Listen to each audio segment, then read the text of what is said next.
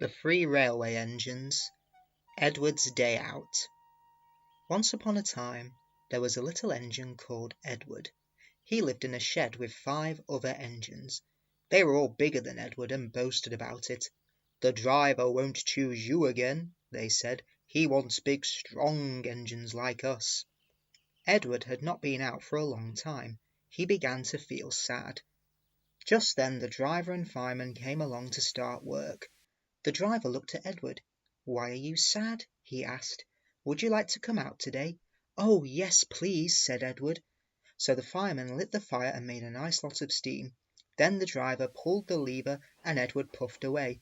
"Peep, peep," he whistled. "Look at me now." The others were very cross at being left behind. Away went Edward to get some coaches. "Be careful, Edward," said the coaches. "Don't bump and bang us like the other engines do." So Edward came up to the coaches very, very gently, and the shunter fastened the coupling. "Thank you, Edward," said the coaches. "That was kind. We are glad that you are taking us today." Then they went to the station where the people were waiting. "Peep, peep," whistled Edward. "Get in quickly, please." So the people got in quickly, and Edward waited happily for the guard to blow his whistle and wave his green flag. He waited and waited. There was no whistle, no green flag. "Peep, peep, peep, peep. Where is the guard?" Edward was getting anxious. The driver and fireman asked the station master. "Have you seen the guard?" "No," he said. They asked the porter. "Have you seen the guard?" "Yes, last night," said the porter. Edward began to get cross. "Are we ever going to start?" he said. Just then a little boy shouted, "Here he comes!" And there the guard was, running down the hill with his flags in one hand and a sandwich in the other. He ran onto the platform, blew his whistle and jumped into his van. Edward puffed off. He did have a happy day. All the children ran to wave as he went past, and he met old friends at all the stations. He worked so hard that the driver promised to take him out again next day. "I'm going out again tomorrow," he told the other engines that night in the shed. "What do you think of that?" But he didn't hear what they thought, for he was so tired and happy that he fell asleep at once. Thomas the Tank Engine. Thomas and Gordon. Thomas is a tank engine who lived at a big station. He had 6 small wheels, a short stumpy funnel, a short stumpy boiler and a short stumpy dome. He was a fussy little engine, always pulling coaches about. He pulled them to the station ready for the big engines to take out on long journeys. And when trains came in and the people had got out, he would pull the empty coaches away so that the big engines could go and rest. He was a cheeky little engine too. He thought no engine worked as hard as he did, so he used to play tricks on them. He liked best of all to come quietly beside a big engine dozing on a siding and make him jump. "Peep, peep, peep, peep. Wake up, lazy bones," he would whistle. "Why don't you work hard like me?" Then he would laugh rudely and run away to find some more coaches. One day Gordon was resting on a siding. He was very tired. The big express he always pulled had been late, and he had to run as fast as he could to make up for lost time. He was just going to sleep when Thomas came up in his cheeky way. "Wake up, lazy bones," he whistled. "Now do some hard work for a change. You can't catch me." And off he ran, laughing. Instead of going to sleep again, Gordon thought how he could pay Thomas out. One morning Thomas wouldn't wake up. His driver and fireman couldn't make him start. His fire went out and there was not enough steam. It was nearly time for the express. The people were waiting, but the coaches weren't ready. At last Thomas started. Oh dear," he yawned. "Come on," said the coaches. "Hurry up." Thomas gave them a rude bump and started for the station. Don't stop dawdling, he grumbled. Where have you been? Asked the coaches crossly. Thomas fussed into the station where Gordon was waiting. "Hurry up, you," said Gordon crossly. "Peep, peep." "Hurry yourself," said cheeky Thomas. "Yes," said Gordon, "I will." And almost before the coaches had stopped moving, Gordon came out of his siding and was coupled to the train. "Pop, pop," he whistled. "Get in quickly, please." So the people got in quickly. The signal went down. The clock struck the hour. The guard waved his flag and Gordon was ready to start. Thomas usually pushed behind the big trains to help them start, but he was always uncoupled first, so that when the train was running nicely he could stop and go back. This time he was late and Gordon started so quickly that they forgot to uncouple Thomas. "Pop, pop," said Gordon. "Peep, peep, peep," whistled Thomas. Come on," puffed Gordon to the coaches. Pull harder," puffed Thomas to Gordon. The heavy train slowly began to move out of the station. The train went faster and faster, too fast for Thomas. He wanted to stop, but he couldn't. "Peep, peep, stop, stop," he whistled. "Hurry, hurry, hurry," laughed Gordon in front. You can't get away, laughed the coaches. Poor Thomas was going faster than he had ever gone before.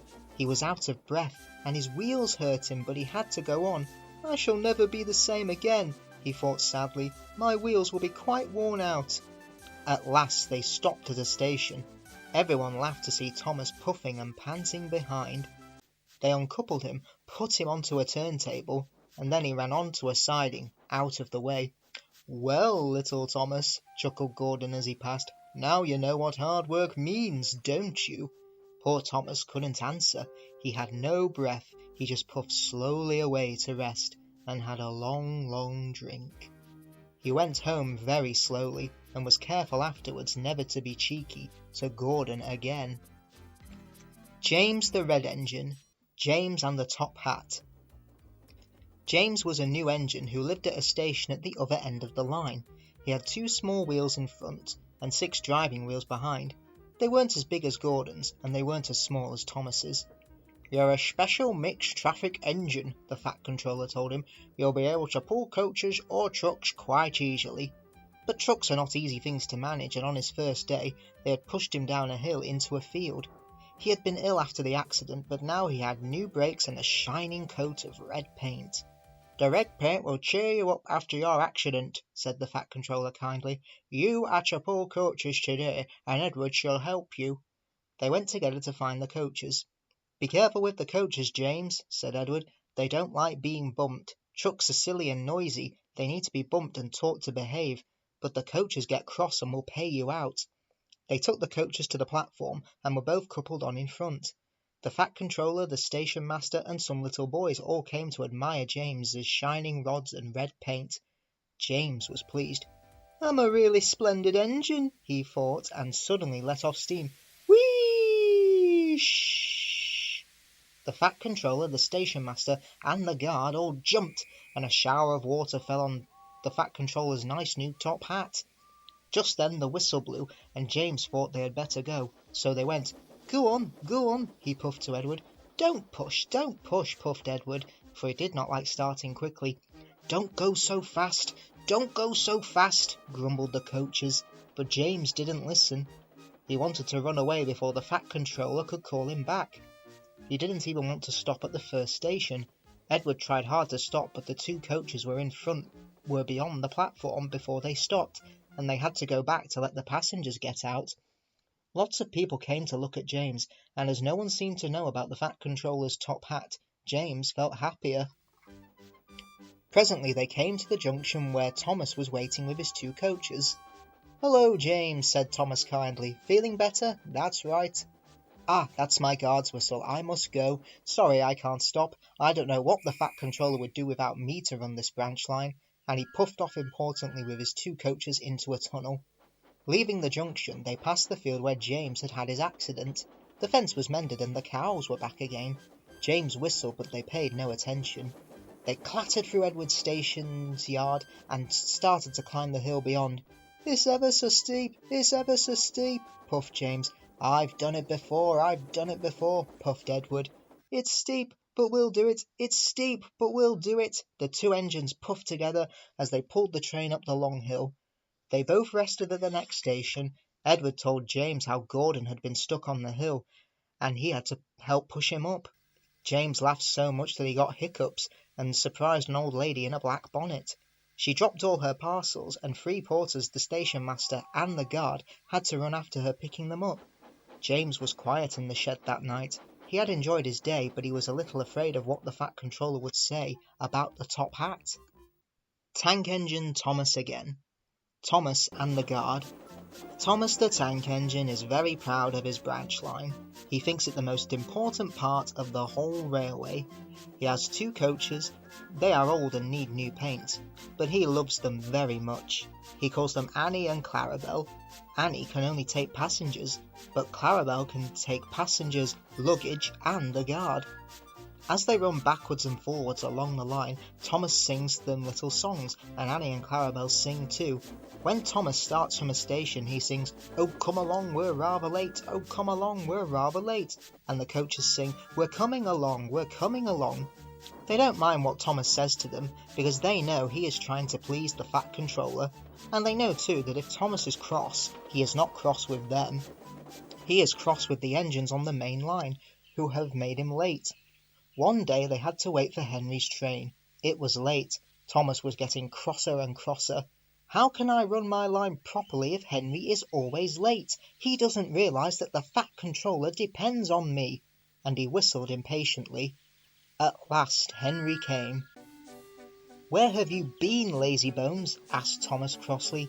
"Oh dear, my system is out of order. No one understands my case. You don't know what I suffer," moaned Henry. "Rubbish," said Thomas. "You're too fat. You need exercise." Lots of people with piles of luggage got out of Henry's train, and they all climbed into Annie and Clarabel. Thomas had to wait till they were ready. At last the guard blew his whistle, and Thomas started at once.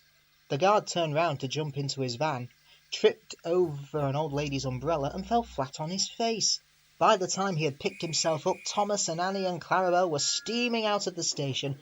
Come along, puffed Thomas, but Clarabel didn't want to come. "I've lost my nice guard, I've lost my nice guard," she sobbed. Annie tried to tell Thomas, we haven't a guard, but he was hurrying and wouldn't listen. Oh, come along, he puffed impatiently. Annie and Clarabel tried to put on their brakes, but they couldn't without the guard. Where is our guard? Where is our guard? They cried. Thomas didn't stop till they came to a signal. Annie and Clarabel tried to put on their brakes, but they couldn't without the guard. Where is our guard? Where is our guard? They cried. Thomas didn't stop till they came to a signal. Bother that signal, said Thomas. What's the matter? I don't know, said his driver. The guard will tell us in a minute. They waited and waited, but the guard didn't come. Peep, peep, peep. Where is the guard? Whistled Thomas. We've left him behind, sobbed Annie and Clarabel together. The driver, the fireman, and the passengers looked, and there was the guard, running as fast as he could along the line, with his flags in one hand and his whistle in the other. Everybody cheered him. He was very hot, so he sat down and had a drink, and told them all about it. I'm very sorry, Mr. Guard, said Thomas. It wasn't your fault, Thomas. It was the old lady's umbrella. Look, the signal is down. Let's make up for lost time. Annie and Clarabel were so pleased to have their guard back that they sang as fast as you like to Thomas all the way, and they reached the end of the line quicker than ever before. Troublesome Engines. Henry and the Elephant. Henry and Gordon were lonely when Thomas left the yard to run his branch line. They missed him very much. They had more work to do.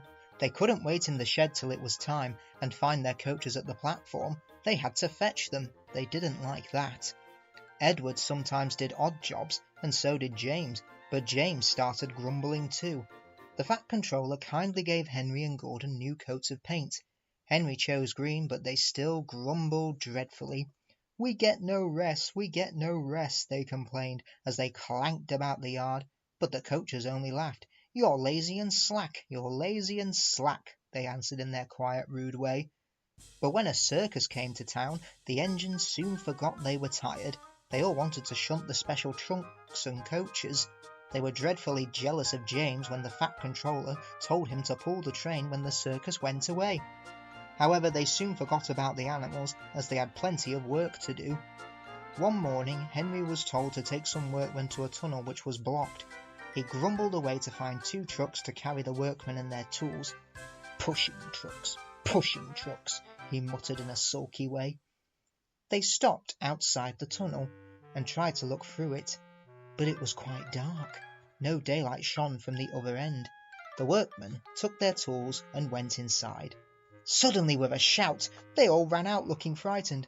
"We went to the block and started to dig, but it grunted and moved," they said. "Rubbish," said the foreman. "It's not rubbish, it's big and alive. We're not going in there again." "Right," said the foreman. "I'll ride in a truck and Henry shall push it out." "Wheesh," said Henry unhappily. He hated tunnels. He had been shut up in one once. But this was worse. Something big and alive was inside. "Beep, beep," he whistled. "I don't want to go in." "Neither do I," said his driver, "but we must clear the line." Oh dear," puffed Henry, as they slowly advanced into the darkness. Bump! Henry's driver shut off steam at once. "Help! Help! We're going back!" wailed Henry, and slowly moving out into the daylight came first Henry, then the trucks, and last of all, pushing hard and rather cross, came a large elephant. "Well, I never did," cried the foreman. "It's an elephant from the circus." Henry's driver put on his brakes, and a man ran to telephone for the keeper. The elephant stopped pushing and came towards them. They gave him some sandwiches and cake, and he forgot he was cross and remembered he was hungry. He drank 3 buckets of water without stopping, and was just about to drink another when Henry let off steam. The elephant jumped and "whoosh" he squirted the water over Henry by mistake. Poor Henry. When the keeper came, the workmen rode home happily in the trucks, laughing at their adventure. But Henry was very cross. "An elephant pushed me, an elephant hushed me," he hissed. He was sulky all day, and his coaches had an uncomfortable time. In the shed he told Gordon and James about the elephant, and I'm sorry to say that instead of laughing and telling him not to look silly, they looked sad and said, "You poor engine, you have been badly treated." Henry the Green Engine. Gordon's Whistle. Gordon was cross. "Why should Henry have a new shape?" he grumbled. "A shape good enough for me is good enough for him. He goes gallivanting off to Crewe, leaving us to do his work. It's disgraceful. And there's another thing, Henry whistles too much. No respectable engine ever whistles loudly at stations. It isn't wrong," said Gordon, "but we just don't do it." Poor Henry didn't feel happy any more. "Never mind," whispered Percy. "I'm glad you're home again. I like your whistling." "Goodbye, Henry," called Gordon next morning as he left the shed. "We are glad to have you with us again, but be sure and remember what I said about whistling." Later on, Henry took a slow train and presently stopped at Edward's station. "Hello, Henry," said Edward. "You look splendid." "I was pleased to hear your happy whistle yesterday." "Thank you, Edward," smiled Henry. "Shh! Can you hear something?" Edward listened. Far away, but getting louder and louder, was the sound of an engine's whistle. "It sounds like Gordon," said Edward, "and it ought to be Gordon. But Gordon never whistles like that." It was Gordon. He came rushing down the hill at a tremendous rate. He didn't look at Henry, and he didn't look at Edward. He was purple in the boiler, and whistling fit to burst. He screamed straight through the station and disappeared. "Well," said Edward, looking at Henry. "It isn't wrong," chuckled Henry, "but we just don't do it," and he told Edward what Gordon had said. Meanwhile, Gordon screeched along the line. People came out of their houses. Air raid sirens started. 5 fire brigades got ready to go out. Horses upset their carts, and old ladies dropped their parcels. At the big station, the noise was awful. Porters and passengers held their ears. The fat controller held his ears too. He gave a lot of orders, but no one could hear them, and Gordon went on whistling. At last he clambered into Gordon's cab. "Take him away," he bellowed, "and stop that noise." Still whistling, Gordon puffed sadly away. He whistled as he crossed the points. He whistled on the siding. He was still whistling as the last deafened passenger left the station. Then 2 fitters climbed up and knocked his whistle valve into place, and there was silence. Gordon slunk into the shed. He was glad it was empty. The others came in later. "It isn't wrong," murmured Henry, to no one in particular, "but we just don't do it." No one mentioned whistles. Toby the Tram Engine. Thomas in trouble. There is a line to a quarry at the end of Thomas's branch. It goes for some distance along the road. Thomas was always very careful here, in case anyone was coming. Peep, peep, he whistled. Then the people got out of the way, and he puffed slowly along with his trucks rumbling behind him. Early one morning, there was no one on the road, but a large policeman was sitting on the grass close to the line. He was shaking a stone from his boot. Thomas liked policemen. He'd been a great friend of the constable who used to live in the village, but he had just retired. Thomas expected that the new constable would be friendly too. Peep, peep, he whistled, good morning. The policeman jumped and dropped his boot. He scrambled up and hopped round on one leg till he was facing Thomas. Thomas was sorry to see that he didn't look friendly at all. He was red in the face and very cross. The policeman wobbled about, trying to keep his balance. Disgraceful, he spluttered. I didn't sleep a wink last night. It was so quiet, and now engines come whistling suddenly behind me. My first day in the country, too. He picked up his boot and hopped over to Thomas. I'm sorry, sir, said Thomas. I only said good morning. The policeman grunted, and leaning against Thomas's buffer, he put his boot on. He drew himself up and pointed to Thomas. Where's your cow-catcher? He asked accusingly. But I don't catch cows, sir. Don't be funny, snapped the policeman. He looked at Thomas's wheels. No side plates either, and he wrote in his notebook, engines going on public roads must have their wheels covered and a cow-catcher in front. You haven't, so you are dangerous to the public. Rubbish, said Thomas's driver. We've been along here hundreds of times and never had an accident. That makes it worse, the policeman answered. He wrote regular lawbreaker in his book. Thomas puffed sadly away. The Fat Controller was having breakfast. He was eating toast and marmalade. He had the newspaper open in front of him, and his wife had just given him some more coffee. The butler knocked and came in. Excuse me, sir, you are wanted on the telephone. Bother that telephone, said the Fat Controller. I'm sorry, my dear, he said a few minutes later. Thomas is in trouble with the police, and I must go at once. He gulped down his coffee and hurried from the room. At the junction, Thomas's driver told the Fat Controller what had happened. Dangerous to the public, indeed. We'll see about that. And he leaned grimly into Annie the coach. The policeman was on the platform at the other end. The Fat Controller spoke to him at once, and a crowd collected to listen. Other policemen came to see what was happening, and the Fat Controller argued with them too. But it was no good. The law is the law, they said, and we can't change it. The Fat Controller felt exhausted. He mopped his face.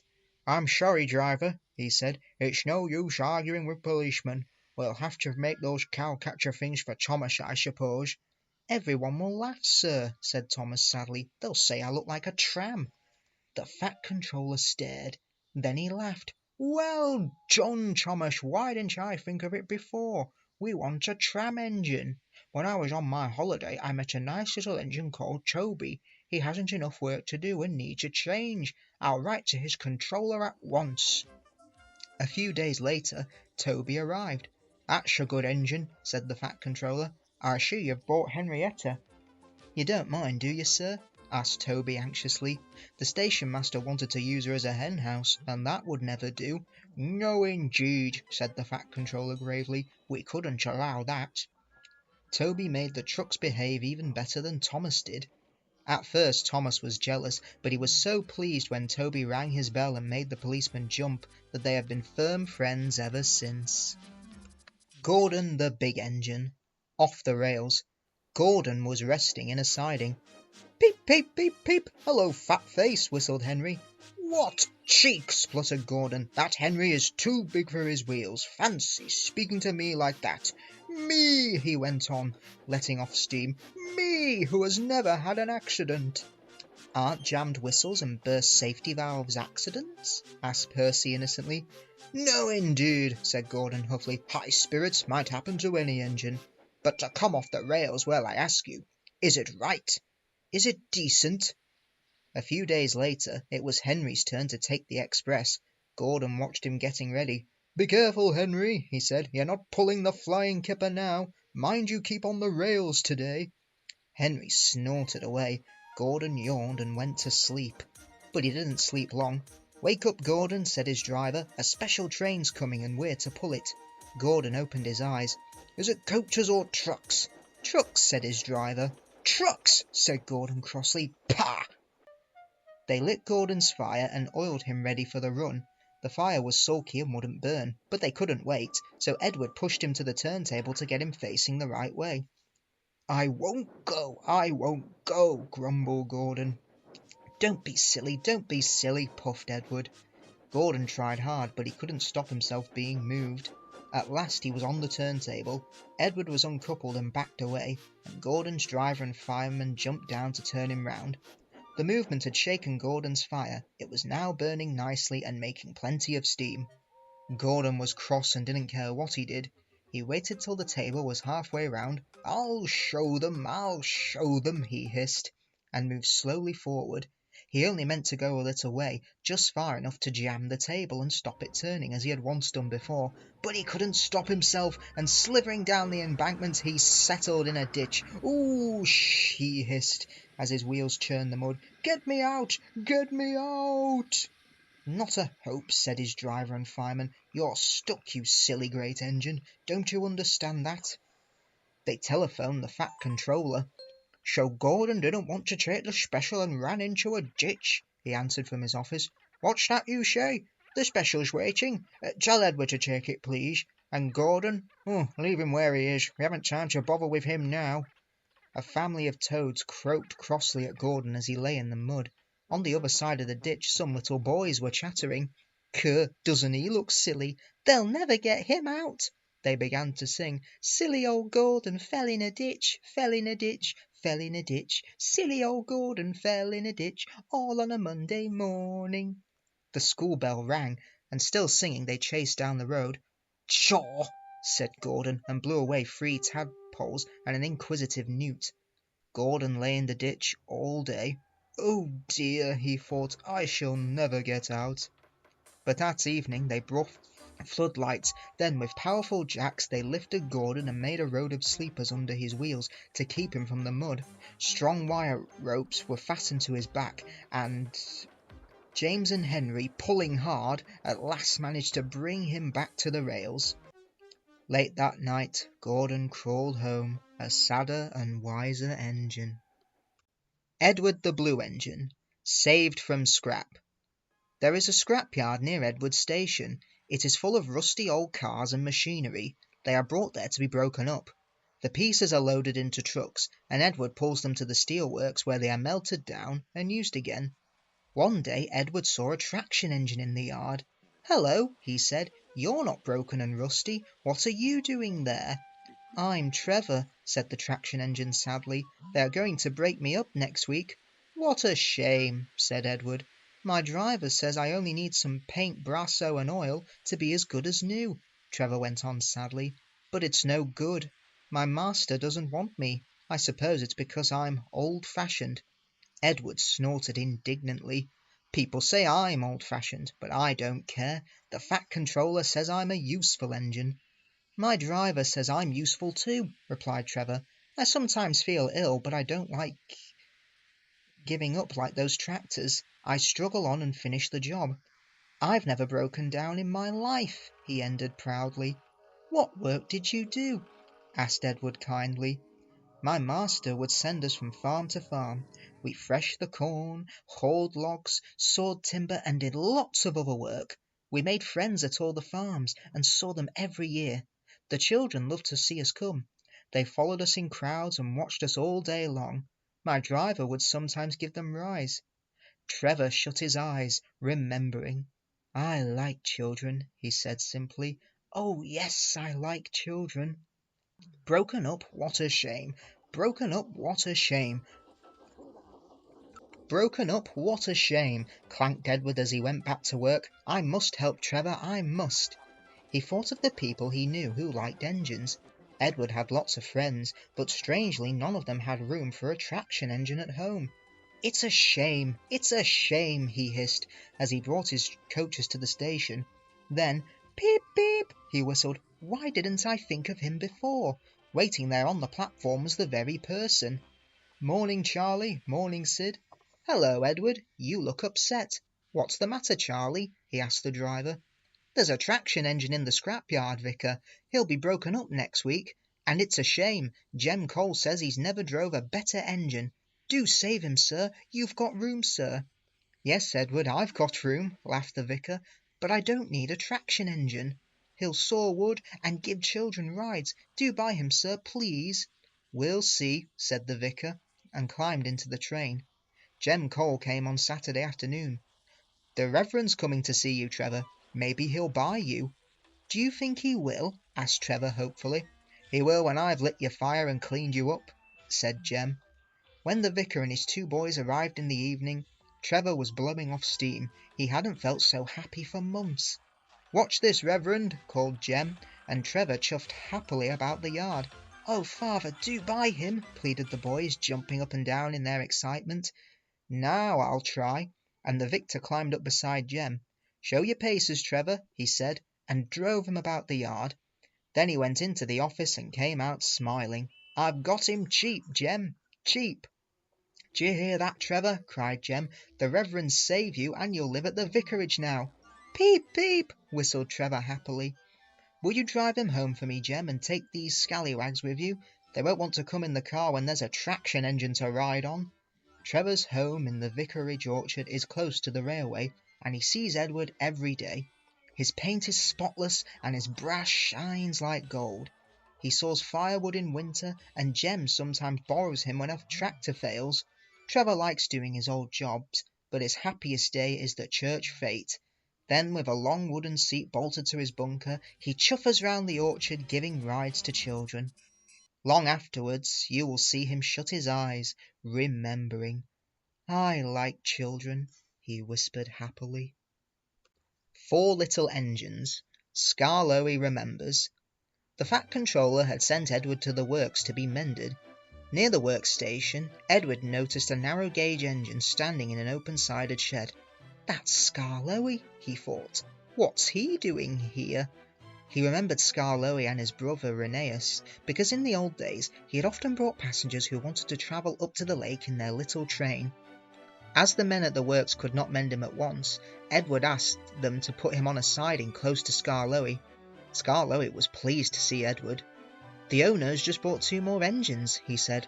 "He told me I was a very old engine and deserved a good rest. He gave me this shed so that I could see everything and not be lonely. But I am lonely all the same," he continued sadly. "I miss Rheneas very much. Yesterday one of the new engines pushed him on a truck, and now he's gone to be mended. I wish I could be mended too, and pull coaches again." "Have your coaches got names?" asked Edward.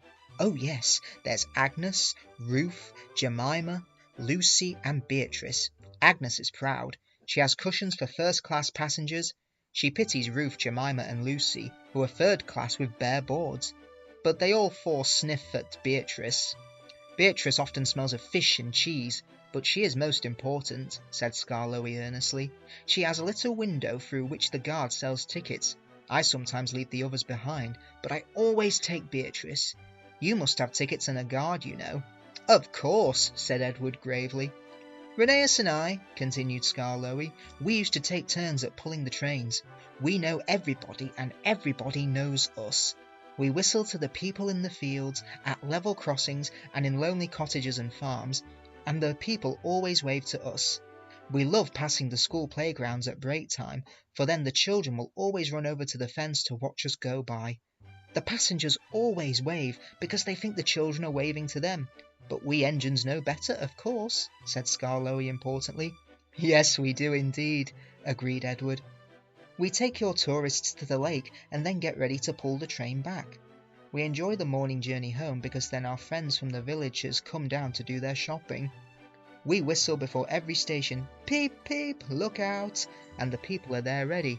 'Where's Mrs. Last?' asked the guard. 'She's coming.' 'Peep, peep,' we whistle, and Mrs. Last comes running onto the platform. 'We'll leave you behind one of these days, missus,' laughs our driver, but we know we never will.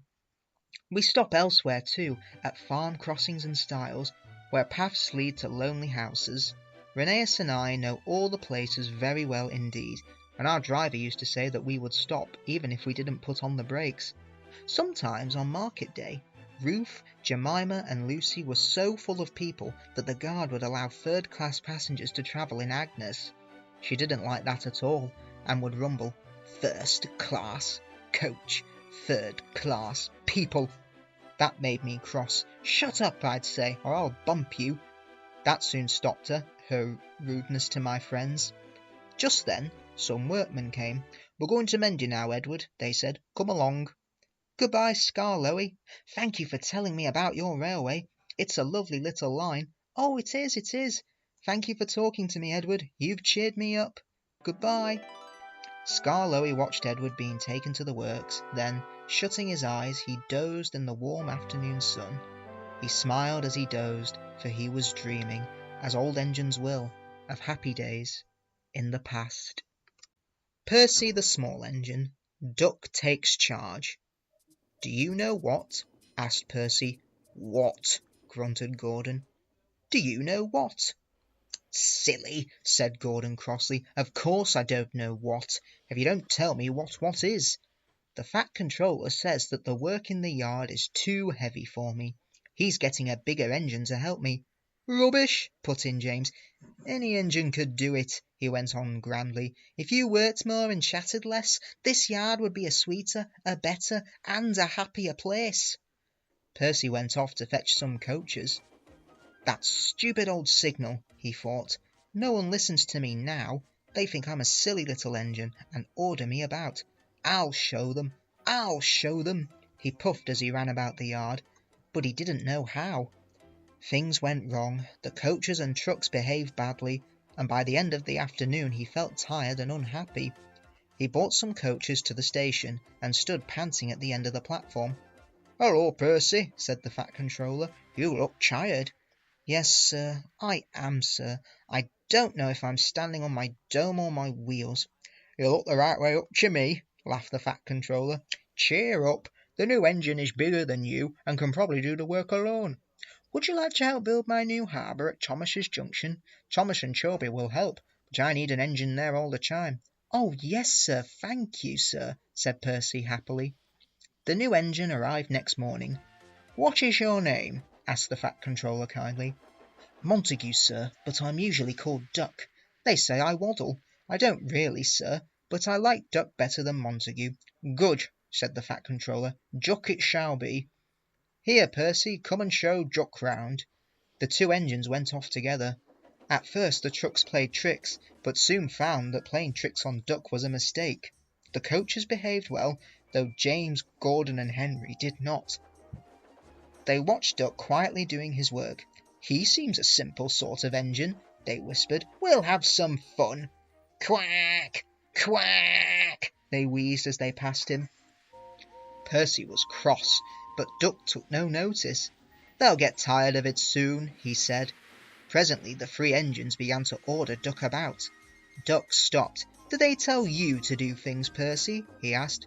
Yes, they do, answered Percy sadly. Right, said Duck. We'll soon stop that nonsense. He whispered something. We'll do it tonight. The Fat Controller had a good day. There had been no grumbling passengers. All the trains had run on time, and Duck had worked well in the yard. The Fat Controller was looking forward to hot buttered toast for tea at home. He had just left the office when he heard an extraordinary noise. Bother, he said, and hurried to the yard. Henry, Gordon and James were wheeshing and snorting furiously, while Duck and Percy calmly sat on the points outside the shed, refusing to let the engines in. Stop that noise, he bellowed. Now, Gordon. They won't let us in, hissed the big engine crossly. Duck, explain this behaviour. Beg pardon, sir, but I'm a Great Western engine. We Great Western engines do our work without fuss. But we are not ordered about by other engines. You, sir, are our controller. We will of course move if you order us, but, begging your pardon, sir, Percy and I would be glad if you would inform these, engines that we only take orders from you. The three big engines hissed angrily. Silence! Snapped the Fat Controller. Percy and Duck, I am pleased with your work today, but not with your behaviour tonight. You have caused a disturbance. Gordon, Henry and James sniggered. They stopped suddenly when the Fat Controller turned on them. As for you, he thundered, you've been worse. You've made the disturbance. Duck is quite right. This is my railway, and I give the orders. When Percy went away, Duck was left to manage alone. He did so, easily. The 8 famous engines. Percy takes the plunge. Sometimes Percy takes stone trucks to the other end of the line. There he meets engines from the other railway. One day Henry wanted to rest in the shed, but Percy was talking to some tank engines. It was raining hard. Water swirled under my boiler. I couldn't see where I was going, but I struggled on. Oh, Percy, you are brave. Well, said Percy modestly, it wasn't anything really. Water's nothing to an engine with determination. Tell us more, Percy, said the engines. What are you engines doing here? Hissed Henry. This shed is for the Fat Controller's engines. Go away. Silly things, snorted Henry. They're not silly. Percy had been enjoying himself. He was cross because Henry had sent them away.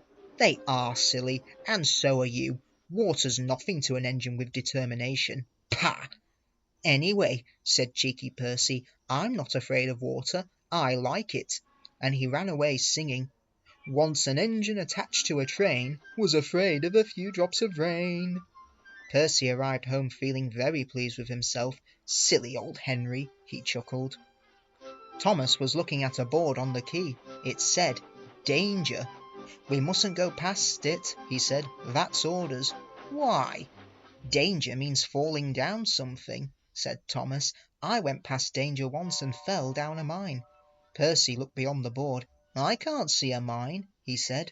He didn't know that the foundations of the quay had sunk, and that the rails now sloped downward to the sea. Stupid board, said Percy. For days and days he tried to slide past it, but his driver stopped him every time. No, you don't, he would say. Then Percy made a plan. One day at the top station he whispered to the trucks, Will you give me a bump when we get to the quay? The trucks were surprised. They had never been asked to bump an engine before.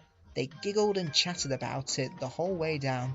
Whoa, Percy, whoa, said his driver, and Percy checked obediently at the distant signal.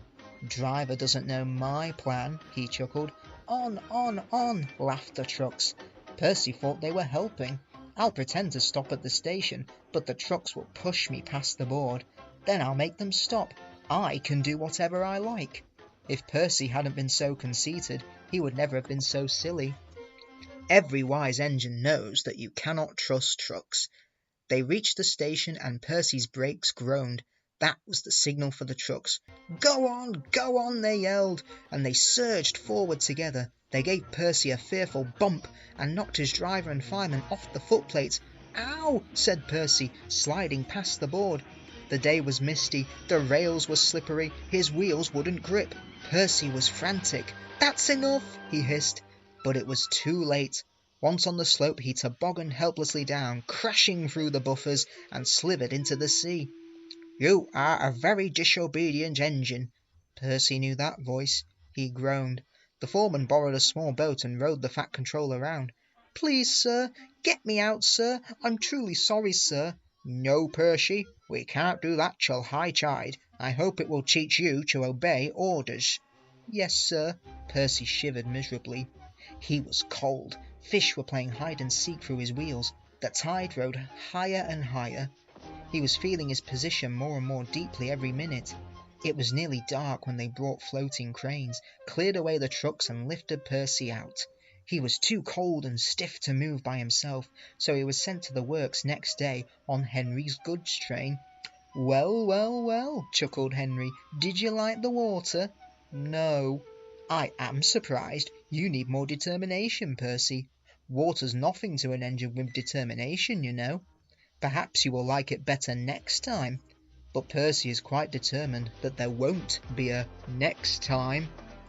Duck and the Diesel Engine. Domeless Engines. A special train arrived one day, and the Fat Controller welcomed the passengers. They looked at everything in the yard and photographed the engines. Duck's driver let some of them ride in his cab. They're the Railway Society, his driver explained. They've come to see us. Their engine's City of Truro. He was the first to go 100 miles an hour. Let's get finished and then we can go and talk to him. Oh, said Duck, awed. He's too famous to notice me. Rubbish, smiled his driver. Come on. Duck found City of Truro at the coaling stage. May I talk to you? He asked shyly. Of course, smiled the famous engine. I see you are one of us. I tried to teach them our ways, said Duck modestly. All shipshape and Swindon fashion, that's right. Please, could you tell me how you beat the South Western?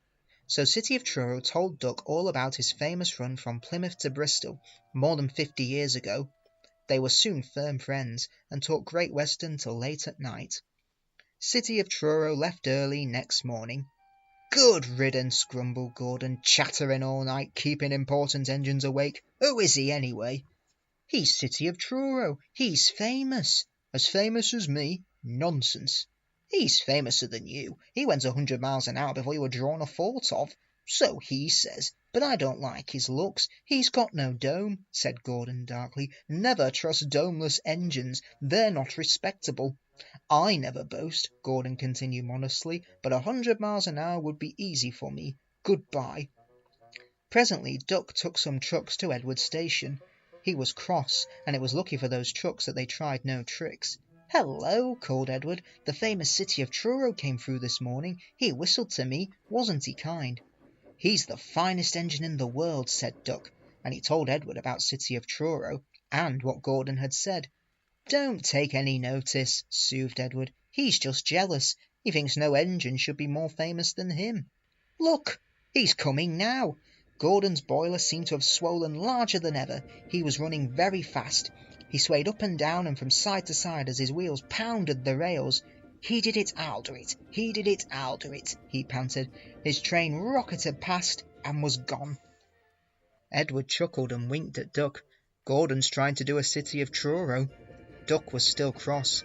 I should think he'll knock himself to bits, he snorted. I heard something rattle as he went through. Gordon's driver eased him off. Steady, boy, he said. We aren't running a race. We are, then, said Gordon, but he said it to himself. I've never known him to ride so roughly before, remarked the driver. His fireman grabbed the brake handle to steady himself. He's giving himself a hammering and no mistake. Soon, Gordon began to feel a little strange. The top of my boiler seems funny, he thought. It's just as if something was loose. I'd better go slower. But by then it was too late. They met the wind on the viaduct. It wasn't just a gentle wind, nor was it a hard steady wind. It was a teasing wind which blew suddenly in hard puffs and caught you unawares. Gordon thought it wanted to push him off the bridge. No, you don't, he said firmly. But the wind had other ideas. It curled around his boiler, crept under his loose dome, and lifted it off and away into the valley below. It fell on the rocks with a clang. Gordon was most uncomfortable. He felt cold where his dome wasn't, and besides people laughed at him as he passed. At the big station he tried to wheesh them away, but they crowded round no matter what he did. On the way back he wanted his driver to stop and fetch his dome, and was very cross when he wouldn't. He hoped the shed would be empty, but all the engines were there waiting. Never trust domeless engines, said a voice. They aren't respectable. Engine. Trucks. Sir Handel and Peter Sam had worked hard while Skarloey was away. The owner gave them buffers and even bought a diesel named Rusty, but Sir Handel grumbled continually. One day Gordon saw him shunting and laughed. My controller makes me shunt, said Sir Handel sheepishly, and take trucks to quarries too. I'm highly sprung, and I suffer dreadfully. Our controllers don't understand our feelings, sympathised Gordon. Now, if you were ill, he winked, you couldn't go, could you? Good idea, said Sir Handel. I'll try it. I don't feel well, he groaned next morning. There wasn't time to examine him then, so some of the trucks were coupled behind Peter Sam's coaches, and Rusty promised to follow with the rest. He, sniggered Sir Handel, but no one noticed. They were all too busy. Peter Sam didn't mind the extra work. He left his coaches at the top station and trundled cheerfully through the woods. The trucks chattered behind him in an agitated way, but he paid no attention. It might have been better if he had. Slates come from quarries high up in the hills. They travel down in trucks on a steep railway called an incline. Empty trucks at the bottom are hitched to a rope. Loaded ones at the top are hitched to another. By their weight, loaded trucks run down the incline, pulling up empty ones. There are strong brakes in the winding house at the top to prevent loaded trucks from running down too fast. The ropes are very strong too. But in spite of this, trucks sometimes played dangerous tricks. Peter Sam never bumped trucks unless they misbehaved. Sir Handel bumped them even if they were good, so they didn't like him and played tricks whenever they could. Peter Sam pushed the empty trucks to a siding where his fireman hitched them to the rope. Then, on another siding, he pulled back some loaded trucks. With these in front of him, he stood waiting. More loaded trucks stood at the top of the incline, ready to come down. They couldn't see Peter Sam. They thought he was Sir Handel, and wanted to pay him out. They began to move. "Faster! Faster!" they grumbled. They reached halfway, gathering speed. "Scrag him! Scrag him!" they yelled. "No, no!" wailed the empty trucks. "It's Peter Sam! It's Peter Sam!" But it was no use. The loaded trucks were straining at the rope. They broke it with a crack. "Hurrah! Hurrah!" they roared, hurtling down the hill. Peter Sam heard them. He shut his eyes. His driver and fireman crouched in his cab. The crash jerked him violently backwards. "Ouch!" he shivered. "I didn't expect a cold bath." The water poured from a channel smashed by flying slates. He was soaked from funnel to cab. "Peep, peep," he spluttered, and was glad when he heard Rusty's answering "Toot." "Bus my buffers!" exclaimed Rusty. "What a mess! Never mind, Peter Sam, we'll get you out." He soon pulled him away from the water and the trucks. Peter Sam felt battered. His funnel was cracked and his boiler dented, but he was glad his driver and fireman were unhurt. He thanked Rusty and limped slowly home. Rusty stayed to help clear the wreckage. "I'm sorry about your accident, Peter Sam," said Sir Handel. "I always stand well back. Trucks don't like me, you see. Why didn't you warn me?" "I didn't think."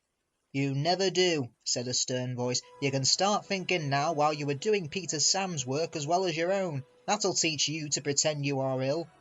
Sir Handel did start thinking. He was thinking about thin controllers, and he thought about Gordon. He wanted to give Gordon a piece of his mind. The twin engines. Hello, twins.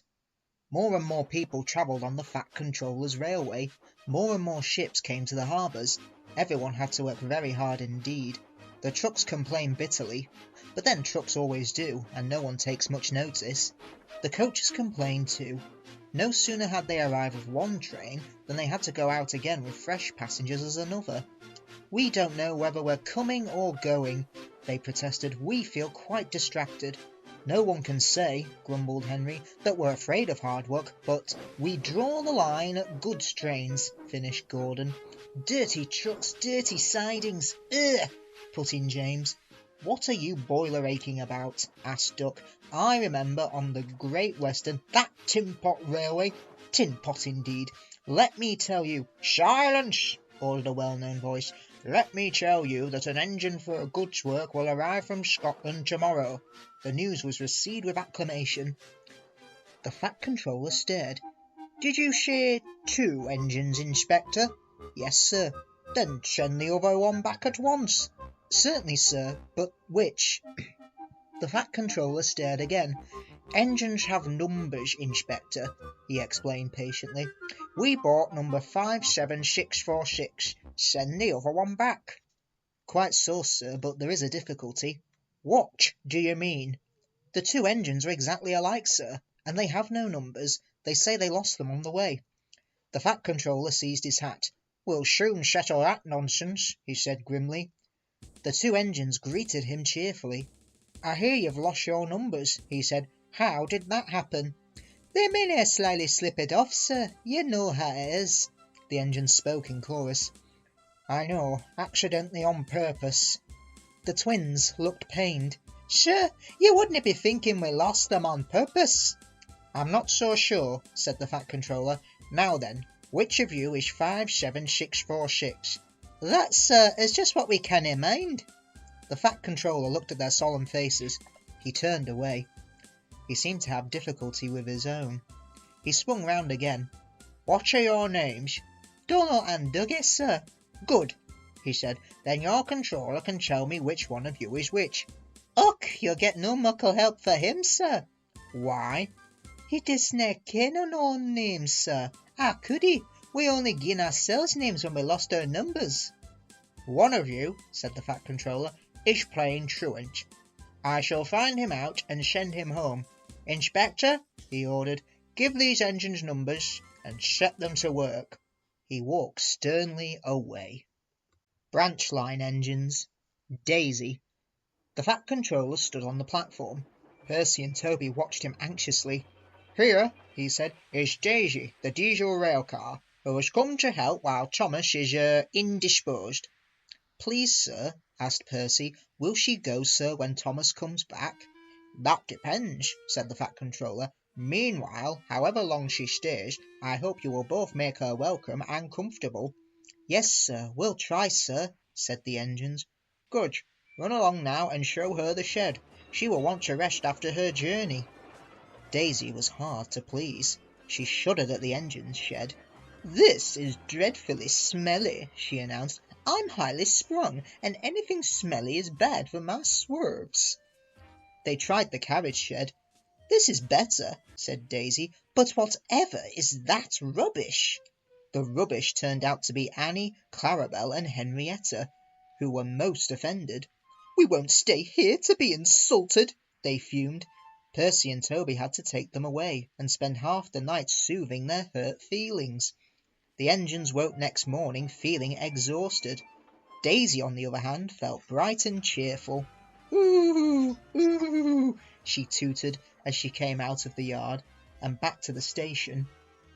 Look at me, she purred to the waiting passengers. I'm the latest diesel, highly sprung and right up to date. You won't want Thomas's bumpy old Annie and Clarabel now. The passengers were interested. They climbed in and sat back comfortably, waiting for Daisy to start. Every morning a van is coupled to Thomas's first train. The farmers send their milk to the station, and Thomas takes it down to the dairy. Thomas never minds the extra load, but Daisy did. As soon as she saw that the van was to be coupled to her, she stopped purring. Do they expect me to pull that? She asked indignantly. Surely, said her driver, you can pull one van. I won't, said Daisy. Percy can do it. He loves messing about with trucks. She began to shudder violently. Nonsense, said her driver. Come on, back down. Daisy lurched backwards. She was so cross that she blew a fuse. Told you, she said, and stopped. The shunter, the guard, the station master, and her driver all argued with her, but it was no use. It's fitter's orders, she said. What is? My fitter's a very nice man. He is interested in my case. He comes every week and examines me carefully. Daisy, he says, never pull. You're highly sprung, and pulling is bad for your swerves, so that's how it is, finished Daisy. Stuff and nonsense, said the station master. I can't understand, said the shunter. Whatever made the fat controller send us such a feeble... Feeble? spluttered Daisy. Let me... Stop arguing, grumbled the passengers. We're late already. So they uncoupled the van, and Daisy purred away, feeling very pleased with herself. That's a good story, she chuckled. I'll do just what work I choose, and no more. But she said it to herself. Gallant Old Engine, Special Funnel. Peter Sam's funnel had never been quite the same since his accident with the slate trucks. Now, as he puffed up and down the line, the winter wind tugged at it, trying to blow it away. My funnel feels wobbly, he complained. I wish the thing controller would hurry up with my new one. He says it will be something special.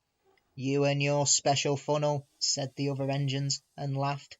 They were all fond of Peter Sam, but he talked so much about his special funnel that it had become quite the joke. The winter weather worried Mr. Hugh. Wind broke branches from trees, while rain turned hillside streams into torrents, which threatened to wash the line away. Mr. Hugh and the men patrolled the line every day with Rusty. They removed branches and cleared culverts so that the water could flow away. But one morning they found bad trouble. A fresh torrent had broken out, and Mr. Hugh had to stop all trains. There's been a washout near the tunnel, he said. The track bed is swept away. The men worked hard and repaired the damage in a week. While they worked, the weather changed. It became frosty and very cold. They finished just in time for market day, and Peter Sam took the morning train very carefully over the mended piece of line. The tunnel was short, but curved, so they could not see right through it. Suddenly the driver shouted, "There's something hanging from the roof!" He braked. There was a clanging crash. When Peter Sam and his coaches stopped in the open air, he no longer had his funnel. The guard found the funnel in a thick icicle. "That's what hit you, Peter Sam," he said. They started again, but the passengers grumbled at all the smoke. So when the firemen saw an old drain pipe, they stopped and wired it on. The engines laughed and laughed when Peter Sam came home. Sir Handel made up a rhyme. Peter Sam said again and again, his new funnel will put ours to shame. He went into the tunnel and lost his old funnel. Now his famous new funnel's a drain. They teased Peter Sam dreadfully, but his new funnel arrived quite soon. "Oh dear," he said, "someone squashed it." The Fin controller laughed. "It's a Giesel, the most up-to-date funnel there is. Listen, when you puff, you draw air through your fire to make it burn brightly. With your old funnel, puffing is hard work. It uses strength you need for pulling trains. Your new funnel has special pipes which help the air come easily. Puffing will be easier, so you'll have more strength for your work." "Yes, sir," said Peter Sam doubtfully. At first, Peter Sam's special funnel was a great joke. Sir Handel and Duncan asked him why he had sat on it, and then hooted with laughter. But when Peter Sam started to work, it was a very different story. Even Sir Handel was impressed. "I can't understand it," he said. "Peter Sam's never seems to work hard as this. He just says shh and simply strolls away with any train he's given. He makes work look so easy." The engines don't laugh at Peter Sam's funnel now. They wish they had one like it. Stepney the Bluebell engine. Bluebells of England. The bluebells are coming, oh-ho, oh-ho, the bluebells are coming, oh-ho. "If you must sing, Percy," grumbled Douglas, "can't you sing in tune? Anyway, our song's about Kimbles, and mine's about bluebells." "Then it's daft. Bluebells are flowers. Flowers can't come, they grow." "My song isn't daft." Percy was indignant. "It is, then. I ken fine about bluebells. We've a song called the Bluebells of Scotland." "But," said Percy triumphantly, "the bluebells of England are different. They're engines, and one of them's coming with his controller. Didn't you listen," he went on severely, "to the fat controller telling us about it?" "I was away." "Oh dear, I couldn't understand it all, but engines on the other railway aren't safe now. Their controllers are cruel. They don't like engines anymore. They put them on cold damp sidings and then—" Percy nearly sobbed. They cut them up." "You're right there," agreed Douglas. "If I hadn't escaped, I'd have been cut up too. It's all because of yon diesels. They're old devils," he added fiercely. "Fair play, Douglas," reminded Percy. "Some are nice. Look at Rusty and Daisy." "Maybe so," answered Douglas. "I'd never trust one myself. But what I cannot understand is all your blather about bluebells." "The Bluebells are kind people who want to save engines. They've made a place in England called the Bluebell Railway. Engines can escape there and be safe." "Like me winning away here?" "Yes," Percy went on, "just like that. If they are old or ill, a fitter makes them well. They can have their own special colours, all the coal and water they need, and pull trains too." "That's braw hearing," said Douglas with feeling. "The fat controller says Stepney was the first engine to escape there, so he's asked him to visit us and bring his controller." "But," objected Douglas, "how about yon diesels? Mightn't they catch him on the way?" "We thought so too," said Percy, "but the fat controller says there's no danger of that. Stepney's a match for any diesel. Besides, his controller will take care of him." "He's a brave enough engine for all that," said Douglas admiringly. "Fancy fighting his way through all those diesels just to see us." "Look," squeaked Percy, "the station's crowded." "Silly, how can I look, unless I'd be a corkscrew? Why have they all come? There's no train." But Percy was wrong. The signal dropped, and far from away an engine whistled. A gleam of yellow shone through the bridge girders. "Here he comes!" yelled Douglas. "Peep, peep, peep!" The two engines whistled excitedly in welcome. "Peep, peep!" replied Stepney, as with passengers and people waving and cheering, he puffed proudly through the junction on the last stage of his long journey. Mountain engines. Mountain engine. Sir Handel had had a bad day. The old coaches, Agnes, Ruth, Lucy, Jemima and Beatrice, had been awkward. They had made him slip to a standstill twice. He was furious. "Those cattle trucks should be scrapped," he fumed. Skarloey was shocked. "I won't have it," he protested. "Those old dears need kindness, not bad names." "Exactly so," agreed Rheneas. He winked at Skarloey. "You be thankful, Sir Handel, that we're not a mountain railway." "A mountain railway? What's that?" "A railway which climbs mountains, of course." "But it can't," said Sir Handel. "Its engine's wheels would slip." "But it can," said Rheneas firmly. "We've heard of one quite near here. It can't. It can." A noisy argument started just as Donald shunted a flat truck to the siding nearby. On the truck was an odd-looking engine. He had 6 small wheels and a stovepipe chimney. His boiler was tilted downwards, and his cylinders were back to front. "Wheesh!" whispered Donald hoarsely. "Dinna wake the wee engine. It's tired he is. He's away back from England after being mended. You know how it is." "We understand, but who is he?" "He's called Couldy, after the mountain his railway climbs." "Well, did you ever?" exclaimed the 2 old engines. They looked at Sir Handel and chuckled. "I don't believe it," said Sir Handel. "Och, you'd best ask him yourself. Then maybe you'll learn it's the truth I've been telling you." Donald puffed away, offended. Couldy woke to find the engines gazing at him. "Where am I?" he asked. They told him. "Oh, that's good," he said. "I'm nearly home now." "Do you really climb mountains?" asked Skarloey. "I've done it for years." "You must be clever. We couldn't. Our wheels would slip." "I'm not really clever," laughed Couldy. "I was just drawn like that." "Like what?" "With pinion wheels on my driving axles. They have teeth, you see, which fit into a track rail. I can't slip however steep the line is." "That," said Rheneas, "must help you going up. But if your line is so steep, aren't you frightened coming down?" "Why? We have good brakes." "Coaches," went on Rheneas, "are sometimes silly and try to push us downhill. Some engines find it hard to stop them." Sir Handel blushed and looked at his buffers. "Our coaches," answered Couldy, "are never silly like that. They know such tricks are dangerous. I've never had that sort of accident, but," he went on thoughtfully, "I was frightened once, very frightened indeed." "Please tell us," said all the engines. "One day, long ago, before our line was opened, our drivers made all 5 of us engines stand ready outside our shed. 'The inspector's coming,' they said. 'We don't know which of you he'll choose.' He chose me, climbed into my cab, and made me push 2 coaches to the summit. 'So far so good,' he said. 'Now we'll test your brakes.' So he went down and stood on the steepest part of the line. Down, down it fell with a nasty curve below, edging a precipice. 'Brakes off, driver, let him roll.' 'Ooh!' gasped the little engines in horror. The coaches nudged me. We gathered speed downhill. I was terrified. My driver's hands stole to the brake. 'Hands off!' ordered the inspector. Then I remembered I had automatic brakes. I could put these on myself. Perhaps the inspector wanted to see if I could. They worked beautifully.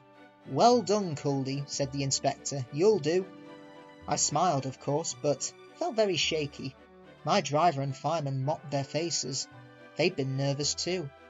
'I'm never nervous now,' finished Couldy. 'And why should I be? There's no need.' Very old engines. Crosspatch. Skarloey made a face. 'Not again, Nancy, please.' 'Just a teeny polish,' she coaxed. 'You must look nice for your 100th birthday.' 'I am nice. You're just a fusspot. And you're a horrid old crosspatch.' Nancy polished him vigorously. Skarloey smiled. 'Nancy,' he said, 'I really was a crosspatch once. Shall I tell you?' 'Oh, yes, please.' 'Well, come down. I can't tell it properly while you're fussing up there.' 'Just 5 minutes then, no longer.' Nancy sat down on a box, and the old engine began. Talyllyn, Dolgok, Rheneas and I were built together in England. 'Who,' asked Nancy, 'are Talyllyn and Dolgok?' 'Talyllyn is my twin. Dolgok is Rheneas. Their railway is at Towyn in Wales, and they're 100 too. They were green and we were red. Talyllyn and I had four wheels then, and no cab. We thought we were wonderful, and talked about how splendid we'd look pulling coaches. What about trucks? Asked Nancy. Skarloey chuckled. We had no use for them, he said. I was finished first and sent away on a ship. I didn't like that. It wobbled dreadfully. At the port, the big railway kept me waiting. They had no cranes to lift me out. It wasn't the Fat Controller's railway then. He would have managed much better. What did they do? Asked Nancy. They used the ship's derricks. They nearly turned me upside down, said Skarloey indignantly, and left me hanging while they arranged the truck. You must have looked funny, gurgled Nancy. Yes, and I felt it too. I got crosser and crosser. They fastened me to the truck at last, and an engine took me away. His name was Neil. He was ugly but kind, and we were soon friends. So you're bound for the wee railway, he said. Ye must put some order into those trucks. The havers they make, and you'd hardly believe. I didn't like the sound of that, but I was too tired to say anything. Plenty of people were waiting when we got there, but they weren't used to engines, and it was dark before I was on my rails. Then they left me, lonely and unhappy, and wishing Rheneas would come. Trucks were everywhere next morning. Suddenly, with a rattle and a roar, a train of loaded ones came in. I was surprised. There's no engine, I said. The workman laughed. They've come down by gravity, he said. The empty ones need pulling up, though. That's why you've come. But can't they go up by whatever it was you said? Gravity only brings things down. We need horses or engines like you to pull them up. What? Have I to pull trucks? Of course. I won't. I want coaches. He just laughed and walked away. Soon Mr. Mac, the manager, arrived with some men. He showed them my parts from a book. We're going to steam, Miss Skarloey, he said. Can I pull coaches, sir? No, certainly not. I gave him such a look. They didn't understand engines, so it was easy. My fire wouldn't burn and I made no steam. I just blew smoke at them. They called me bad names, but I didn't care. Next day they tried again, and the next, and the next. I just gave them my look and wouldn't do a thing. At last the manager said, Very well, be a crosspatch, but we're not going to look at your sulky face all day. We'll cover you up and leave you till you're a better engine. And they did too, chuckled Skarloey. They fetched a big tarpaulin and covered me right up. I didn't like that at all. I think it served you right, said Nancy severely. Never mind her, Skarloey. Please tell us what happened next. Nancy turned in surprise. A group of people had quietly come up to listen, while Skarloey was telling her his story.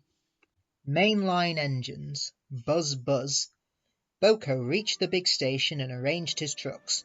Then he went to the shed, and asked politely if he could come in. Duck was not pleased to see a diesel, but presently when he found that Boko knew Edward, he became more friendly. And by the time Boko had told him about Bill and Ben, they were laughing together like old friends. Have they ever played tricks on you? Asked Boko. Goodness me, yes, chuckled Duck. Edward is the only one who can keep them in order. You know, went on Duck, I sometimes call them the bees. A good name, chuckled Boko. They're terrors when they start buzzing round. Just then James bustled in. What's that, Duck? Are you terrified of bees? They're only insects after all, so don't let that buzzbox beazle tell you different. His name is Boko, and he didn't I wouldn't care, interrupted James. If hundreds were swarming round, I'd just blow smoke and make them buzz off. Buzz, buzz, buzz, retorted Duck. James retired into a huff. James was to pull the express next morning, and when Duck brought his coaches, the platform was crowded. Mind your backs! Mind your backs! Two porters were taking a loaded trolley to the front van. Fred drove while Bert walked behind. Careful, Fred, careful, warned Bert, but Fred was in such a hurry and didn't listen. Suddenly an old lady appeared in front. Fred stopped dead, but the luggage slid forward and burst the lid of a large white wooden box. Some bees flew out, and just as James came backing down, they began to explore the station. Someone shouted a warning. The platform cleared like magic. The bees were too sleepy to be cross. They found the empty station cold. James's fireman was trying to couple the train. They buzzed round him hopefully. They wanted him to mend their hive, then they could go back and be warm again. But the fireman didn't understand. He thought they would sting him. He gave a yell and ran back to the cab and crouched with his jacket over his head. The driver didn't understand either. He swatted at the bees with the shovel. The bees, disappointed, turned their attention to James. James's boiler was nice and warm. The bees swarmed round it happily. "Buzz off! Buzz off!" he hissed. He made smoke, but the wind blew it away, and the bees stayed. At last one settled on his hot smoke box. It burnt its foot. The bee thought James had burnt him on purpose, so it stung James right back on the nose. "Eee!" whistled James. He had had enough. So had his driver and fireman. They started without waiting for the guard's whistle. They didn't notice too late that they'd left their train behind. In the end it was Boko who pulled the express. He was worried first about leaving his trucks, but Duck promised to look after them, and so it was arranged. He managed to gain back some of the lost time, and the fat controller was pleased with him. No one seemed to notice when James came back to the shed. They were talking about a new kind of beehive on wheels. It was red, they said. Then they all said buzz, buzz, buzz, and laughed a lot. James thought that for big mainline engines, they were being very silly. Small railway engines. Ballast. The Fat Controller's railway has a new look. From end to end they are clearing old ballast from the track and packing the sleepers with fresh stones. The gangers are pleased. Weeds don't grow in it, they say, and even James has stopped grumbling about dirty sidings. Donald and Douglas disappeared regularly behind the big station, along a line in which none of the others had ever gone. They returned with loaded ballast trains and were most mysterious about it. "Very wee engines bring the ballast down from the hills," was all they would say. Soon the engines could talk of nothing else. James and Henry thought the very wee engines must be some kind of magic. "I don't believe it," said Gordon. "Donald and Douglas have pulled our wheels before." But Duck wanted to see for himself, so he asked permission to take some trucks. When he arrived, he was told to push them under the chute. This was like a tunnel made of steel girders. On top of it stood some odd-looking tracks. "What do you think of our chute?" said a voice. "Good, isn't it?" Duck blinked. Standing beside him was a small green engine. "Where did you spring from?" asked Duck. "I've been here all the time," smiled the small engine. "I'm Rex. And you, I'm sure, are Duck. How did you know?" "Oh, that's easy. There's only one great Western engine in these parts." There was a sudden rattling and roaring. Duck's whole train shuddered. "What was that?" he asked, startled. "That was our chute. The bottoms of those wagons slide out, and those stones fall through the chute into your trucks. We may be small, but we're quite efficient." Duck puffed away, much impressed. Next time there were 3 small engines. Rex introduced Duck to Bert and Mike. "As you can see," he went on, "the small controller's given us different coats."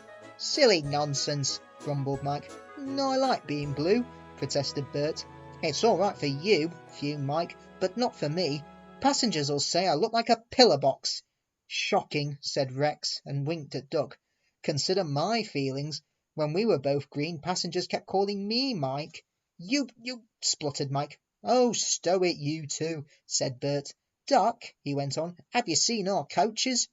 "Where are they?" asked Duck. "Over there," said Bert. "But they're they're not like ours," he finished lamely. Rex smiled. "I agree, they are like trucks, but they behave surprisingly well." "Says you," put in Mike rudely. "They're all right," said Bert, "if you treat 'em right. Besides, passengers like 'em. They won't use cupboards on a fine day. It's this scenery, you know, trees, mountains and such. Can't understand it myself, but then passengers are odd." "You're right there," said Mike. "Gimme goods trains every time." "Do you like trucks?" Duck was surprised. "Not all of them," smiled Mike, "but our big ballast hoppers are different. They run on bogies as sweetly as any coach. We take them to the old mines, fill them up and run them down here to the chute. The men pull some levers and the whole lot's unloaded before you can say small controller. No trouble at all." "How about hot axle boxes?" put in Rex. "We soon cured that nonsense." "You mean the small controller did?" "Oh, same thing," grinned Mike. Duck chuckled delightedly. Rex and Mike loved teasing each other. "I can't understand," said Duck. "Why have I never heard about you before?" The small engines all answered at once. "We've only just come from our railway in England, which closed. Your fat controller asked us to come and fetch ballast for him, and he said he'd bring us plenty of passengers too." "Haven't you had passengers before?" asked Duck. "Only in England. It's our first season here." "Oh," promised Duck, "then I'll bring you lots. Goodbye, goodbye," and he puffed excitedly away to see all about it. Enterprising Engines. Super Rescue. The two diesels surveyed the shed. "It's time, 7101 said one diesel, "that we took this railway over." "Shh, 199, it's their railway after all." "Not for long," persisted 199. "Our controller says steam engines spoil our image."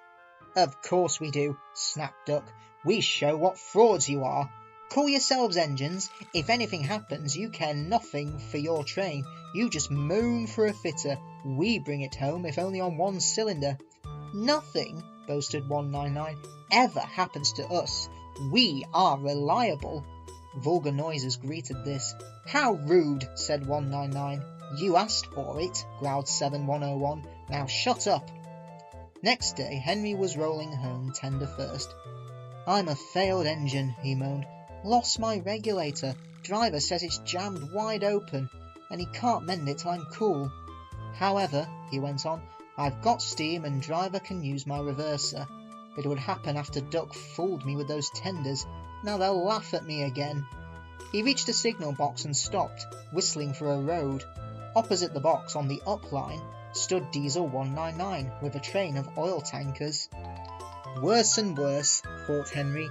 "Now old Reliable will laugh at me too." The signalman came out. "For pity's sake, take this spam can away. It's failed. The Limited is behind, and all he does is wail for his fitter." "Spam can?" fumed 199. "I'm—" "Stow it!" snapped the signalman, "or I'll take my tin opener to you. Now then." 199 subsided at this dreadful threat, and Henry pulled the train out of the way. The diesel didn't help. He just sulked. The Limited rushed by with a growl and a roar. Henry gave a chuckle. "Look, Spam Cam," he said, "there's your little pal." The diesel said nothing. He hoped 7101 hadn't noticed.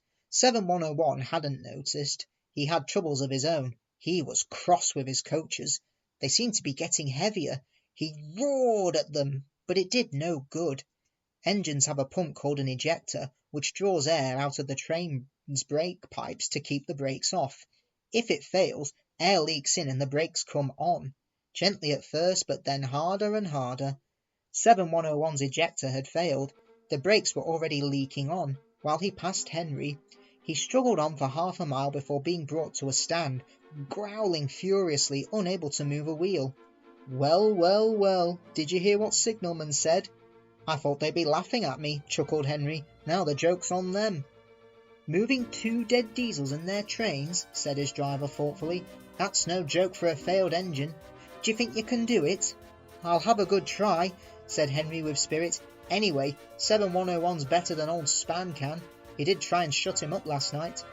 "Come on then," said his driver. "We mustn't keep our passengers waiting." "Get moving, you!" Henry puffed the sulky diesel into motion and started to the rescue. Henry gently buffered up to the express. While the two drivers talked, his fireman joined his front brake pipe to the coaches. "It's better than we thought, Henry," said his driver. "The diesel can pull if we keep the brakes off, so the only weight we'll have is Spam Can's goods." "Whoosh!" said Henry. "That's a mercy." He was by now feeling rather puffed. "Peep, peep, are you ready?" tooted 7101. "Peep, peep, yes I am," whistled Henry. So with 7101 growling in front and Henry gamely puffing in the middle, the long cavalcade set out for the next big station. Donald and Flying Scotsman were waiting. They cheered as Henry puffed past. He braked the coaches thankfully. Spam Can and the tankers trailed far behind. The passengers buzzed out like angry bees, but the fat controller told them about Henry, so they forgot to be cross and thanked Henry instead. They called him an enterprising engine and took his photograph. They were thrilled too when Flying Scotsman backed down on their train. If the guard hadn't tactfully shooed them to their coaches, the train would have started later than ever. Donald took the goods. Return 199 to the other railway, ordered the Fat Controller. I will write my views later.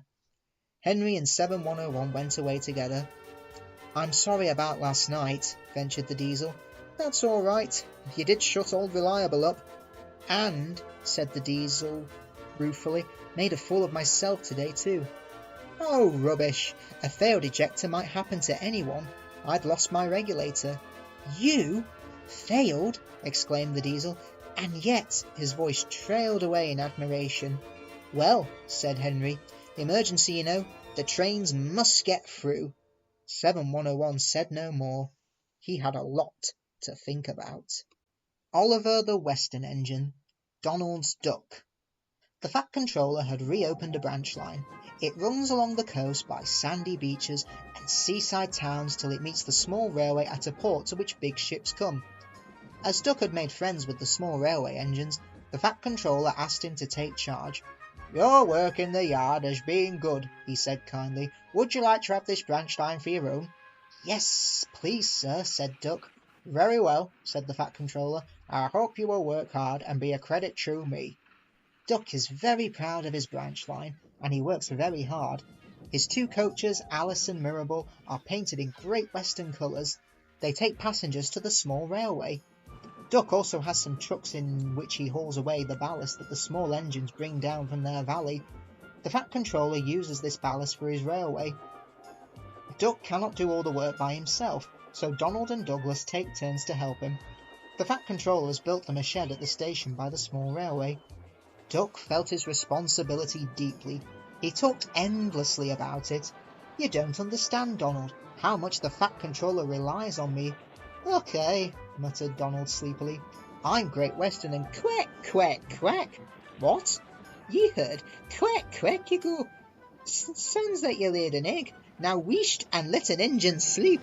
Quack yourself, said Duck indignantly. He stayed awake, wondering how to pay Donald out. At last he said to himself sheepily, I'll ask driver in the morning. He says I quack as if I'd laid an egg. Let's pay him out. Quack, do you? His fireman pondered. I know, he said, and whispered. Duck giggled, and his driver slapped his leg in delight. Just right, he said. He dearly loved a joke. That night when Donald was asleep, they popped something into his water tank.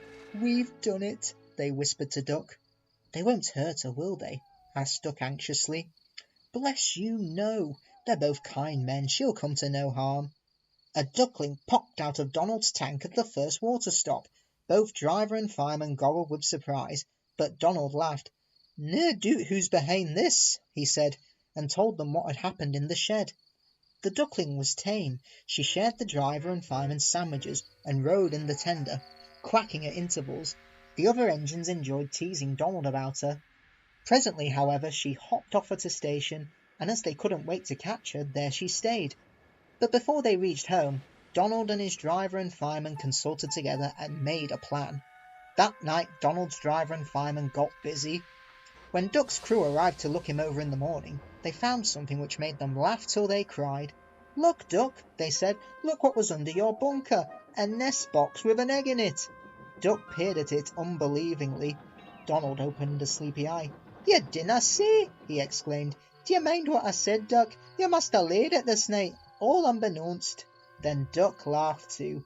You win, Donald, he said. I'd take a very clever engine to get the better of you. The duckling settled at the station and became a pet with passengers and staff. She carefully inspects all parcels and luggage and sees that the porters stow them properly in the vans. When she wants a swim, she flies to a nearby pond, but always returns to welcome the trains. She stands by the cab, quacking imperiously, till driver or fireman gives her something to eat. Donald is her favourite, and she sometimes allows him to give her rides, but always gets off at her own station. The station master calls her Dilly, but to everyone else, she is always Donald's Duck. Duke the Lost Engine, Bulldog. Ever since Skarloey and Rheneas had their 100th birthday, Peter Sam had been worried. He kept on saying that the real Duke never came. Rubbish, said Duncan. Of course he was real. All the same, Peter Sam persisted, but he wasn't our Duke. Our Duke, said Sir Handel, is an engine. You're as bad as he is. All engines Dukes were scrapped. Ask Duck. Duck doesn't know everything, Skarloey put in. Tell us about him, you two. Here is one of the stories that Peter Sam and Sir Handel told about Grandpuff. It happened when Sir Handel was new to the line. Now, if you remember that in those days he was called Falcon and painted blue. You have? Now we can begin. The manager came to see him one day and said he was pleased with his work so far. Now, Falcon, he went on, you must learn the mountain road. Yes, please, sir, said Falcon excitedly. So tomorrow you shall go double-heading on it with Duke. He'll explain everything. Falcon didn't like this. He thought Duke was a fusspot and a regular old fuddy-duddy. Duke's train was one for holidaymakers. He called it the picnic. Falcon was ready when Duke arrived. Duke drove forward beside him. Listen, he said, the mountain road is difficult. You take the train and I'll couple in front. No, said Falcon, I'll lead. How can I learn the road with you lumbering ahead and blocking the view? Suit yourself, said Duke shortly, but never mind the view. Attend to the track. Look at the track, he puffed again on starting. Never mind the view. Fusspot, fusspot, puffed Falcon on starting. Fuddy-duddy, fuddy-duddy, fuddy-duddy. They rattled through the first tunnel, looped round, recrossed the river and encountered the second, climbing all the time. Their speed grew slower and slower. Don't dawdle, urged Falcon. No hurry, puffed Duke stolidly. The tunnel was curved and pitch dark. Falcon felt stifled. He wanted to get out. Presently the light grew. 2 ribbons of track appeared ahead in the gloom. Watch the track, warned Duke. Fusspot, fusspot, scoffed Falcon. The tunnel mouth grew larger and larger, till at last they burst into the sunshine. The line here swung sharply right. It was laid on a ledge cut in the hillside. Below lay the valley up which they had come. Track and buildings looked like tiny toys. No one quite knows what happened next. Duke said there must have been something on the track, and Falcon hadn't kept a good lookout.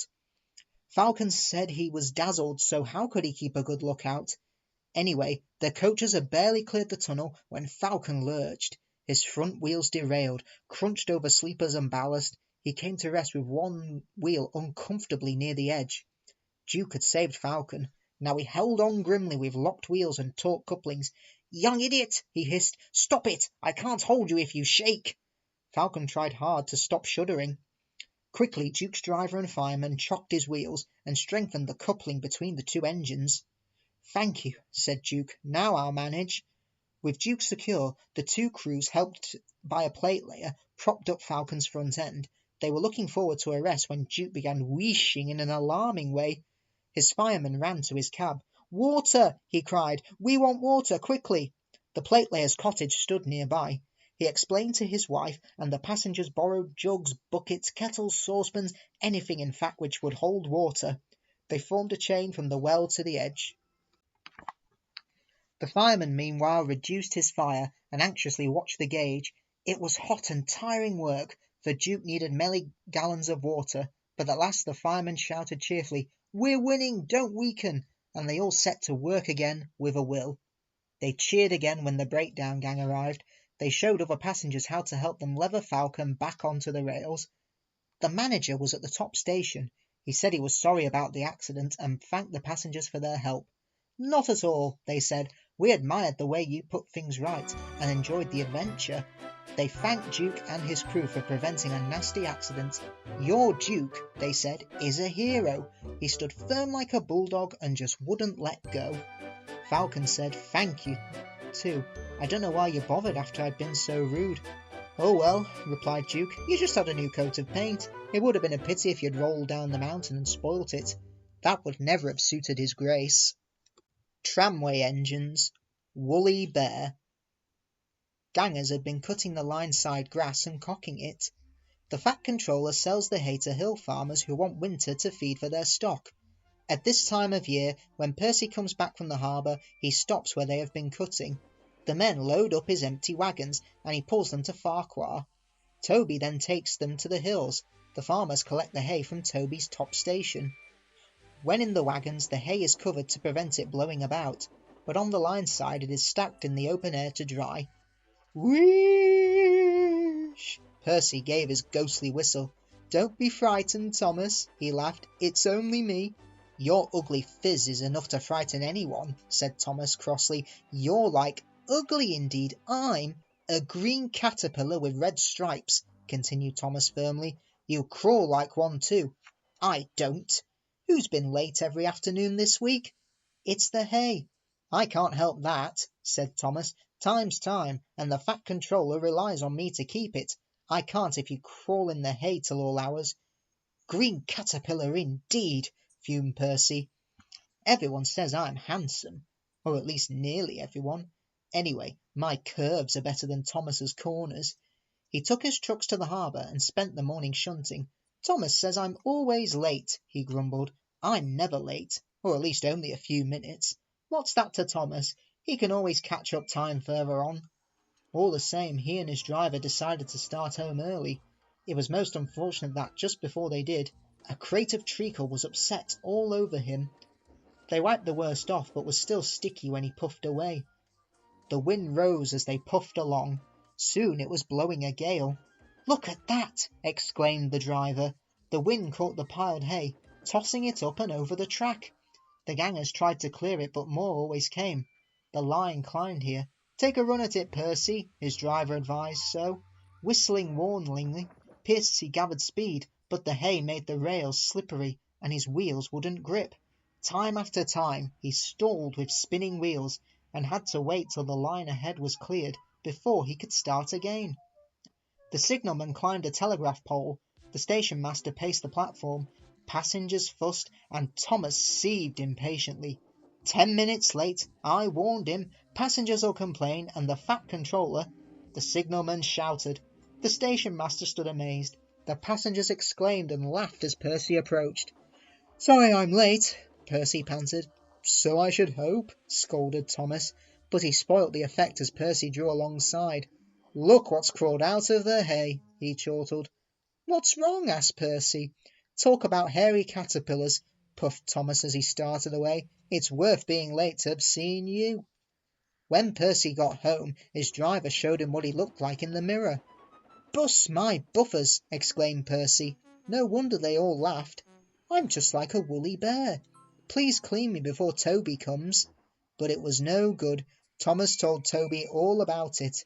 And instead of talking about sensible things like playing ghosts, Thomas and Toby made jokes about woolly bear caterpillars and other creatures which crawl about in hay.